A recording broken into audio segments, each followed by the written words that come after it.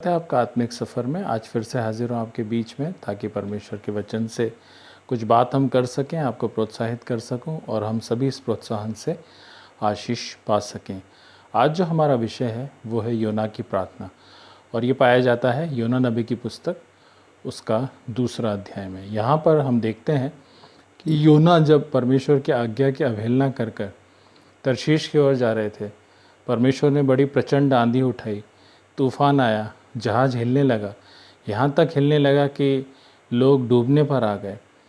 और योना के नाम की चिट्ठी निकली और ना चाहते हुए भी योना को समंदर में फेंकना पड़ा। उसके बाद तूफान शांत हुआ और उन्होंने यहोवा के नाम से बलिदान चढ़ाए और ये प्रार्थना की कि इस आदमी का हत्या का लेखा वो उनसे ना ले, और उन्होंने उन्हें धन्यवाद बलिदान चढ़ाए और यहोवा की उपासना करी। और योना जो है बड़ी मछली के द्वारा निगल लिया गया समुंदर के अंदर। और जब योना मछली के पेट में पहुंचता है तो वो परमेश्वर के आगे अपनी प्रार्थनाओं को रखता है। 3-4 चीज़ें हम इस पूरे अध्याय से सीखते हैं और हमें यहाँ देखने को मिलती है। और बहुत अच्छी प्रार्थना उसकी है जो वो मछली के पेट में से करता है। और वहाँ वो इस प्रकार से कहता है, तब योना ने उसके पेट में से अपने परमेश्वर यहोवा से प्रार्थना की। अपने परमेश्वर मतलब उसका परमेश्वर, जिसका वो भक्त था, जिसका वो नबी था, जिसकी वो सेवा करता था, अपने जीवित परमेश्वर यहोवा से प्रार्थना करके कहा, मैंने संकट में पड़े हुए यहोवा की दुहाई दी, उसने मेरी सुन ली। मेरे प्रियो, एनी अनसूटेबल कंडीशन, हमारे जीवन की कोई भी परिस्थिति हमें परमेश्वर से प्रार्थना करने से नहीं रोक सकती। हो सकता है हमारे जीवन में हमने आज्ञा अवहेलना के द्वारा, हो सकता है हमारे जीवन में हमने कई प्रकार से दुख उठाया है, हम अपनी उन परिस्थितियों से अपने आप को नहीं निकाल पा रहे हों, या हम सकेती में पड़े हुए हों। ऐसे समय में हमें अपने परमेश्वर से प्रार्थना करने की आवश्यकता है, ताकि वो हमें बड़ा छुटकारा प्रदान करे। योना अभी मछली के पेट में है और कुछ कर नहीं सकता है, उसके पास कोई अच्छी कंडीशन नहीं है कि वो वहाँ से निकलने की कोशिश कर सकता है या कुछ सोच सकता है। लेकिन एक बात वो कर सकता है कि वो प्रार्थना कर सकता है, और उसने वहाँ पर परमेश्वर से प्रार्थना की। और वो कहता है कि परमेश्वर ने मेरी दुहाई को सुन लिया और मेरी प्रार्थना उसने सुन ली है। पहली चीज़ कि वो अपनी विषम परिस्थिति में परमेश्वर के पास जाता है। हमें भी हमारे जीवन की हर एक विषम परिस्थितियों में जब हम पढ़ते हैं, जाने और अनजाने में, हमें ज़रूरत है कि ऐसे संकट के समय में हम परमेश्वर को पुकारें और उसके सामने अपनी दुहाई को रखें। अब दुहाई जो है और चिल्लाना जो है, इस बात का सबब है कि हम अपनी उन बातों को बहुत लाउडली परमेश्वर के आगे प्रेजेंट करते हैं, जिस छुटकारे की हमें आवश्यकता होती है। 10 कोढ़ियों ने परमेश्वर के आगे, प्रभु यीशु मसीह के आगे बड़ी ज़ोर से कहा, हे यीशु, हे स्वामी, हम पर दया कर। मतलब वो अपने कोढ़ से छुटकारा पाना चाहते थे। तिमाई के पुत्र बरतिमाई ने भी बड़ी ज़ोर से यीशु मसीह को पुकारा, हे दाऊद की संतान, हे यीशु नासरी, मुझ पर दया कर। और जब हमारे जीवन में हम उन बातों को जो हमारे जीवन में चाहते हैं एट लाउड परमेश्वर के आगे रखते हैं और अपनी दुहाई देते हैं, तो परमेश्वर उन प्रार्थनाओं को हमारी सुनता है। तीसरी चीज़ जो योना से हमें सीखने को मिलती है, योना ने बहुत पॉजिटिवली अपनी प्रार्थना को किया। उसने कहा, परमेश्वर ने मेरी प्रार्थना सुन ली है।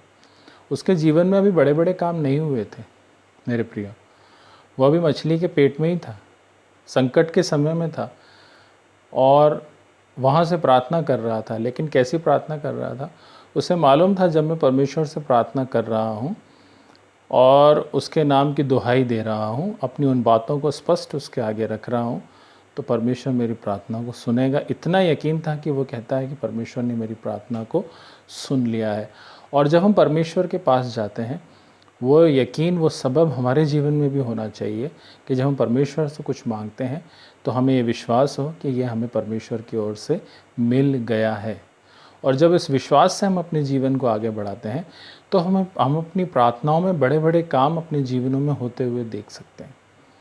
कभी कभी हमारी प्रार्थनाएं तो होती हैं, हम प्रार्थनाओं में बहुत अच्छे अच्छे शब्दों का इस्तेमाल करते हैं, लेकिन हमारी प्रार्थनाओं का जो एटीट्यूड होता है वो पॉजिटिव नहीं होता है, जिसके कारण हम अपने जीवन में उन चमत्कारों को, उन आश्चर्य कर्मों को, उन अब्दी बातों को होते हुए नहीं देख पाते हैं। लेकिन योना से हमें ये सीखने की आवश्यकता है कि जीवन की सकेती में और अनसूटेबल कंडीशन में, विपरीत परिस्थितियों में भी परमेश्वर हमारी प्रार्थनाओं को सुनता है और हमें अपनी प्रार्थनाओं को पूरी दुहाई के साथ परमेश्वर के आगे रखना है और परमेश्वर हमारी उन प्रार्थनाओं को सुनेगा। चौथे पद में वो एक बात बोलता है, तब मैंने कहा मैं तेरे सामने से निकाल दिया गया हूँ। इस बात का कन्फेशन करता है कि परमेश्वर ने तो नहीं, लेकिन मेरे जो पाप किया है उसके कारण मैं परमेश्वर की उपस्थिति से निकाल दिया गया हूँ। और कैसे मैं तेरे पवित्र मंदिर की ओर फिर ताकूंगा, मतलब उसके मन में ये ज़ील है कि जब मैं तेरे सामने से निकाल दिया गया हूँ, अब मैं वापस कैसे तेरी सेवा करने पाऊँगा परमेश्वर। उसके मन में ये कन्फेशन है कि मैंने पाप किया है और अब मुझे वैसे ही पूरी रीति से नया बना दे कि मैं तेरी ओर निहार सकूं। छठवें पद में हम देखेंगे तो वहाँ पर उसके आखिरी पदों में ये लिखा है, तो भी है मेरे परमेश्वर यहोवा, तूने मेरे प्राणों को गड्ढे में से उठाया है। जब मैं मूर्छा खाने लगा तब मैंने यहोवा को स्मरण किया और मेरी प्रार्थना तेरे पास, वरन तेरे पवित्र मंदिर के पास पहुंच गई। फिर भी परमेश्वर तूने मुझे नहीं छोड़ा है। और भजन का लिखने वाला कहता है, तूने दलदल की कीच में से मुझे खींच कर बचाया है। मेरे प्रियो, मैं आपको आज एक बात बहुत स्पष्ट रीति से बताना चाहता हूँ। यदि आप अपने जीवन में कितने ही परमेश्वर से दूर क्यों ना चले जाएं, लेकिन वापस आने की आशा जब आप परमेश्वर से रखेंगे अपने जीवन में, अपने पापों को मानते हुए जब आप उसकी पवित्र वेदी के पास आएंगे, वो आपको फिर उन गड्ढे में से उठाएगा। वो आपको डूबने नहीं देगा, वो आपको गिरने नहीं देगा, आपको गले से लगाएगा और आपको ज्यों का त्यों कर देगा। ज़रूरत है हमें कि हम अपने पापों को उससे माफ़ी मांग सकें, अपने पापों को उसके आगे अंगीकार कर सकें। और ये जो दो पद हैं ये उसके अंगीकार को दिखाते हैं कि तब मैंने कहा मैं तेरे सामने से निकाल दिया गया हूँ, कैसे मैं तेरे पवित्र मंदिर की ओर फिर ताकूंगा। चौथे पद में हम इस बात को देखते हैं। योना की प्रार्थना विश्वास की प्रार्थना है।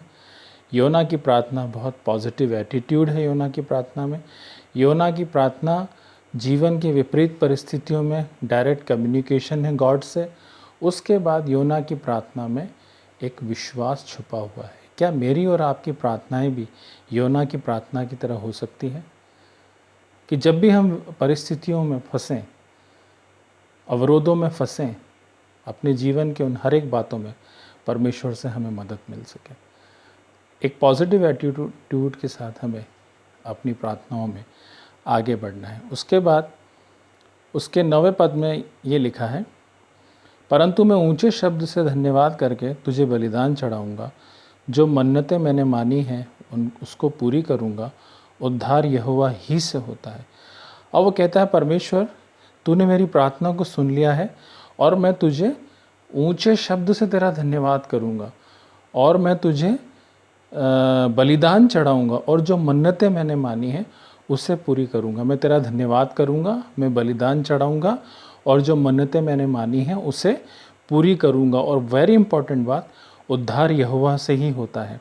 योना अपनी प्रार्थनाओं में इस बात का कन्फेशन करता है कि ये जो परिस्थिति है ये मेरे कारण आई है, लेकिन परमेश्वर तू महान है और जब मैं मृत्यु की गहरी खाइयों में चला गया तब तूने मुझे संभाला, उस गड्ढे में से मुझे निकाला और मैं मूर्छित होते होते जब मैंने तुझसे प्रार्थना करी तूने मेरी प्रार्थना को सुन लिया और जब मैं चिल्ला उठा तो तूने मेरी सुन ली। अब मैं तुझे धन्यवाद का बलिदान चढ़ाऊंगा और अपनी मन्नतों को पूरी करूंगा और जो ऊंचे शब्द से तेरा धन्यवाद करूंगा और इस बात को जानूंगा कि उद्धार यहोवा ही से होता है।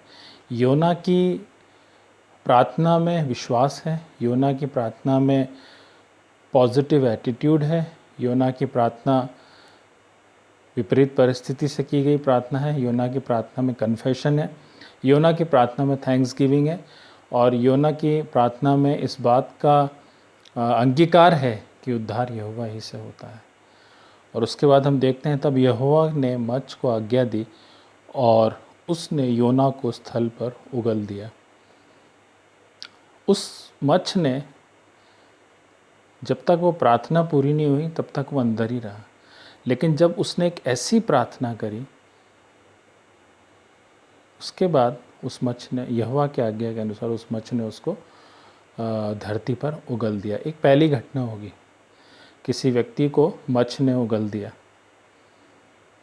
योना जो बड़ी विपरीत परिस्थिति में फंसा था मेरे प्रिय, उसके पास कोई आशा नहीं थी, लेकिन उसकी प्रार्थना ने उसके सारे कष्टों से उसको दूर किया, और उसकी प्रार्थना ने फिर से उसको रिन्यूड किया, उसकी प्रार्थना ने फिर उसको बल प्रदान किया।